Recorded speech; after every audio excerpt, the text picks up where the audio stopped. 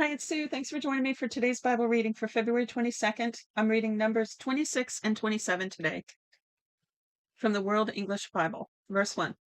After the plague, Yahweh spoke to Moses and to Eleazar the son of Aaron, the priest, saying, Take a census of all the congregation of the children of Israel from 20 years old and upward, by their fathers' houses, all who are able to go out to war in Israel. Moses and Eleazar the priest spoke with them in the plains of Moab by the Jordan at Jericho, saying, Take a census from 20 years old and upward, as Yahweh commanded Moses and the children of Israel. I think it's interesting. Yahweh is talking to Moses and Eleazar here, both. And I also think it's interesting that they consider 20 years old the age to be able to go to war. Now I'm going to have to read through a list of names. I'm going to read it kind of quickly because it gets monotonous, but it goes on to more of the story right after this. These are those who came out of the land of Egypt. Reuben, the firstborn of Israel, the sons of Reuben, of Hanok, the family of Hanokites, of Palu, the family of Paluites, of Hezron, the family of Hezronites, of Carmi, the family of Carmites. These are the families of the Reubenites, and those who were counted of them were 43,730. Now, if somebody wants to keep track of how many there are and put it in the comments, I'm always curious about that, but I'm not going to count it right now. So again, that was 43,730. The son of Palu, Eliab, the sons of Eliab, Nemuel, Dathan, and Abiram. These are the Dathan and Abiram who were called by the congregation who rebelled against Moses and against Aaron in the company of Korah when they rebelled against Yahweh, and the earth opened its mouth and swallowed them up together with Korah when that company died. At the time of the fire devoured 250 men, and they became a sign. Notwithstanding, the sons of Korah didn't die. The sons of Simeon after their families, of Nemuel, the family of Nemulites, of Jamin, the family of Jaminites, of Jachin, the family of Jachinites, of Zerah, the family of Zerites, of Shaul, the family of Shaulites. These are the families of the Simeonites, 22,200. The sons of Gad after their families, of Zephon, the family of Zephonites, of Haggai, the family of Haggites, of Shuni, the family of Shunites, of Ozni, the family of Oznites, of Eri, the family of Erites, of Arad, the family of Aradites, of Ariel, the family of Aralites. These are the families of the sons of Gad, according to those who were counted of them, 40,500. The sons of Judah, and Onan. and Onan died in the land of Canaan. The sons of Judah after their families were Shelah, the family of Shilonites, of Perez, the family of Perizzites, of Zerah, the family of Zerites. The sons of Perez were Hezron, the family of Hezronites, Hamul, family of Hamalites. These are the families of Judah, according to those who were counted of them, 76,500. So notice it's going by tribe. That was Judah.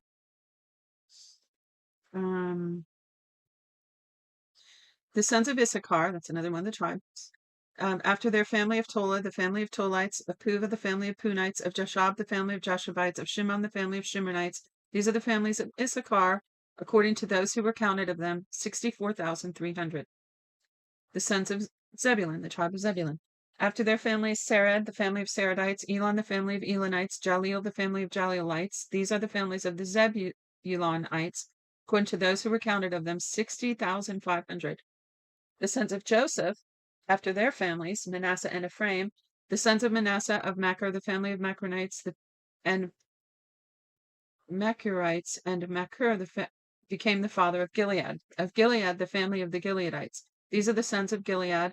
Of Lezer, the family of Lezerites. Of Helek, the family of Helekites. Of Asriel, the family of Asrielites. And Shechem, the family of Shechemites. And Shemida, the family of Shemidites. And Hefer, the family of Heferites.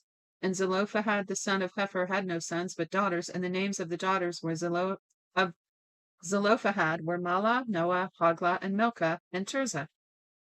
These are the families of Manasseh. Those who were counted of them were 52,700. These are the sons of Ephraim after their families. Shuthalah, the family of Shuthalites. Becher, the family of Becherites. Tahan, the family of Tahanites. These are the sons of Shuthalah of Aran, the family of Aranites. These are the families are the sons of Ephraim, according to those who were counted by them, 32,500. These are the sons of Joseph after their families, the sons of Benjamin after their families, of Bela, the family of Belites, of Ashbel, the family of Ashbelites, Ahiram, the family of Ahiramites, the Shephuham, the family of Shephumites, Hupham, the family of Huphamites, the sons of Bela and Ard and Naaman, the family of Ardites, and of Naaman, the family of Namites. These are the sons of Benjamin after their families, and those who were counted with them were 45,600. These are the sons of Dan after their families of Shuam, the family of Shuamites. These are the families of Dan after their families. All the families of the Shuamites, according to those who were counted of them, were 64,400.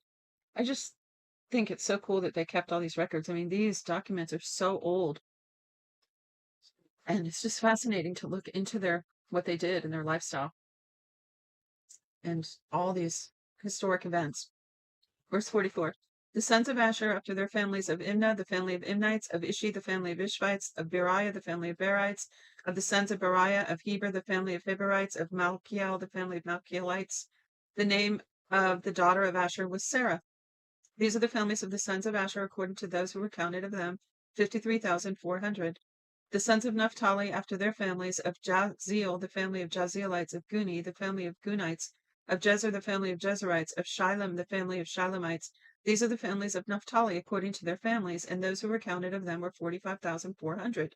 These are those who were counted of the children of Israel, 601,730. Yahweh spoke to Moses, saying, To these the land shall be divided for an inheritance according to the number of names. To the more you shall give the more inheritance, and to the fewer you shall give the less inheritance. To everyone according to those that were counted of him shall his inheritance be given. Notwithstanding, the land shall be divided by lot. According to the names of the tribes of their fathers they shall inherit. According to the lot shall their inheritance be divided between the more and the fewer. These are those who were counted of the Levites after their families. Of Gershon, the family of Gershonites. Of Kohath, the family of Kohathites. Of Merari, the family of Marites. These are the families of Levi, the family of the Libnites, the family of the Hebronites, the family of the Malites, the family of the Mushites, the family of the Korahites. Kohath became the father of Amram. The name of Amram's wife was Jochebed. Do you remember Amram and Jochebed? I like saying those names, so that's why I always bring it up. Amram and Jochebed. So it says, the name of Amram's wife was Jochebed, the daughter of Levi, who was born to Levi in Egypt. She bore to Amram Aaron and Moses and Miriam. So Amram and Jochebed are Moses and Miriam and Miriam's parents. To Aaron were born Nadab and Abihu, Eleazar and Ithamar. Nadab and Abihu died when they offered strange fire before Yahweh. Those who were counted of them were 23,000, every male from a month old and upward, for they were not counted among the children of Israel, because there was no inheritance given them among the children of Israel. These are those who were counted by Moses and Eleazar the priest, who counted the children of Israel in the plains of Moab by the Jordan at Jericho. But among these there was not a man of them who was counted by Moses and Aaron the priest, who counted the children of Israel in the wilderness of Sinai. For Yahweh had said of them, They shall surely die in the wilderness. There was not a man left of them except Caleb, the son of Jephunneh, and Joshua, son of Nun. Now, most people know that story. That was from, remember when the spies went in to spy out the land, only two of them believed that what God had said, that they could go in there and succeed against the giants that inhabited the land. And the two that had believed God were Caleb and Joshua, and the other ones had not. And do you remember God said, Moses, I'll just destroy them and you can go in and inherit the land. I'll just start over with all y'all, the ones that believe me. And Moses interceded. He actually sacrificed himself with that pastor's heart and interceded. And God said, okay, but they're not going to enter the land, only their children. When they die in the wilderness, then their children will go in to inherit the land. And remember, they took a census in the beginning of this book. I think that's the one it's referring to. And everyone 20 years and older then are the ones that died in the wilderness. I think I have that right. I think that's what he just said. And so see, it says, verse 65, For Yahweh had said of them, They shall surely die in the wilderness. There was not one man left of them, except Caleb, son of Jephunneh, and Joshua, son of Nun. And if you go up a little, it said, Among these was not a man of them who was counted by Moses and Aaron, who counted the children of Israel in the wilderness of Sinai. So that was one census. This is another one. And yeah.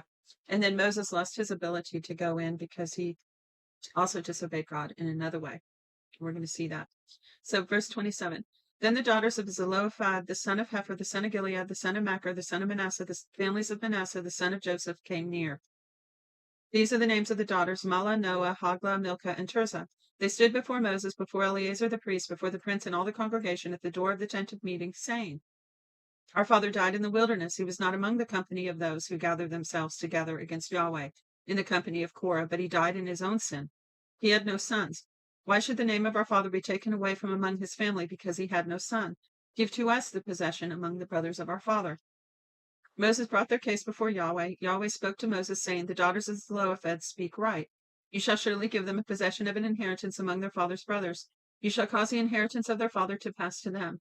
You shall speak to the children of Israel, saying, if a man dies and has no son, then you shall cause his inheritance to pass to his daughter. If he has no daughter, you shall cause his inheritance to his brothers. If he has no brothers, you shall cause his inheritance. I read that wrong. You shall give his inheritance to his father's brothers. If his father has no brothers, then you shall give his inheritance to his kinsman, who is next to him of his family, and he shall possess it. This shall be a statute and ordinance for the children of Israel, as Yahweh commanded Moses. Yahweh said to Moses, go up into this mountain of Abarim and see the land which I have given to the children of Israel. When you have seen it, you also will be gathered to your people, as Aaron your brother was gathered, because in the strife of the congregation you rebelled against my word in the wilderness of Zin, to honor me at the holy waters, to honor me as holy at the waters before their eyes. These are the waters of Meribah at Kadesh in the wilderness of Zin. So he's going to get to look over at the promised land, but not go in. Moses spoke to Yahweh, saying, let Yahweh, the God of the spirits of all flesh, appoint a man over the congregation, who may go out before them, and who may come in before them, and who may lead them out, and who may bring them in, that the congregation of Yahweh will not be as sheep which have no shepherd. See how Moses is still has that pastor's heart toward the people? After all they put him through, he still has that, caring for them. I'm sure he doesn't want to see the whole thing be aborted after all that work. He's dedicated his life, or half his life. Verse 18, Yahweh said to Moses, take Joshua, son of Nun, a man in whom is the Spirit, capital S, and lay your hand on him. Set him before Eleazar the priest and before the congregation, and commission him in their sight. You shall give authority to him, that all the congregation of the children of Israel may obey. He shall stand before Eleazar the priest, who shall inquire for him by the judgment of the Urim before Yahweh. At his word they shall go out, and at his word they shall come in. Before he and all the children of Israel with him, even all the congregation. Moses did as Yahweh commanded him. He took Joshua and set him before Eleazar the priest, and before all the congregation. He laid his hands on him and commissioned him as Yahweh spoke by Moses. And that's the end of today's reading, but I want to tell you a thought that just came to mind. If you like to read fiction, historical fiction or biblical fiction, I have the author for you. Her name's Francine Rivers. She's an award-winning author. She has written so many books, and let me tell you about a couple of different ones that relate to this reading. I think she has some kind of a series with, well, she writes books on these different characters and events of the Bible. It's like being there in 3D. It's like immersing yourself in that day and age, which depending on which one she's working on in that book.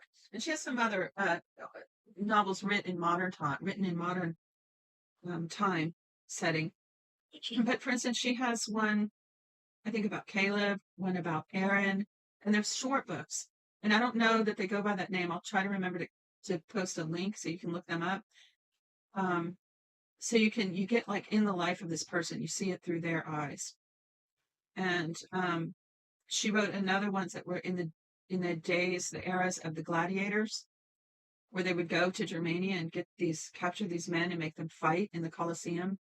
And it's like being there. It's like walking through the streets. Ephesus was an active city then, and you can go into the lives, the streets, the marketplace, the homes of these people during that time frame. It's very, very good historic fiction. Francine Rivers is such an artist. I think of artists who paint realistic landscapes and portraits, and I'm in awe of that gift. I could never do that. And I think the same way about some fiction writers. And I can write, I tutor for scholarly writing. I wrote a lot for school, but fiction, no. And creative writing, no, not really.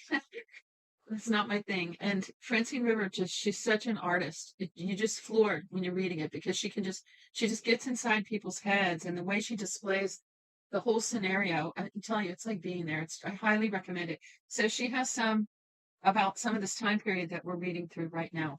So I'll try to remember to post a link for you to see some of them. And I think her books are on Audible. Well, I know some of her books are on Audible as well. So that's it for today. Until next time, shalom.